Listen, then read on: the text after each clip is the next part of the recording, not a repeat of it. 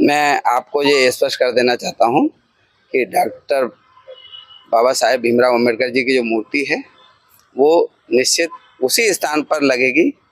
और शीघ्र ही लगेगी। हमारे माननीय chief justice of India B.R. Gavai साहब इस मूर्ति का अनावरण करने के लिए शीघ्र ही ग्वालियर आने वाले हैं और जितने लोग इस दूषित मानसिकता से ग्रसित हैं जो जातंकवाद इस ग्वालियर में फैलाना चाहते हैं, उन जातिवादी लोगों को मैं स्पष्ट रूप से आगाह कर देना चाहता हूं कि बाबा साहब की मूर्ति का विरोध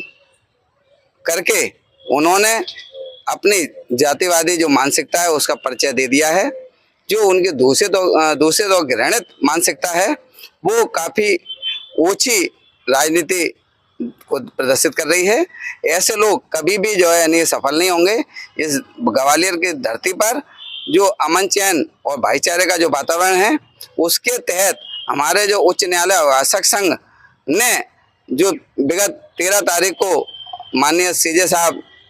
निवर्तमान सीजे साहब को जो आश्वासन दिया था कि हम अपना विरोध वापस लेंगे, उस पर आज भी मैं आज उम्मीद रखता हूं, ये अपेक्षा रखता हूं कि उच्च न्यायालय शासक संघ शीघ्र ही अपना विरोध वापस लेने जा रहा है और जो उच्च न्यायालय शासक संघ के जो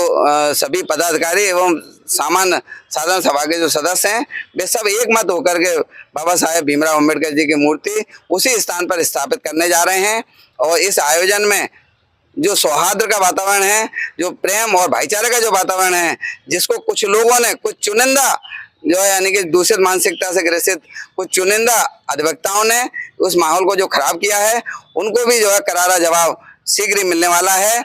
और बाबा साहेब अम्बेडकर की प्रतिमा उस स्थान पर पुनः स्थापित होने जा रही है। माननीय B.R. गवई साहब जो है इसका अनावरण करने के लिए कार्यक्रम का तिथि देने वाले हैं और उस तिथि को उसी स्थान पर स्थापित होगी और पूर्ण हर्ष उल्लास के साथ और जो है यानी कि हंसी खुशी के वातावरण में, प्रेम और सौहार्द के वातावरण में उसका अनावरण होगा। मैं आपके माध्यम से ये बात संदेश सभी को दे देना चाहता हूँ। जय भीम, जय भारत।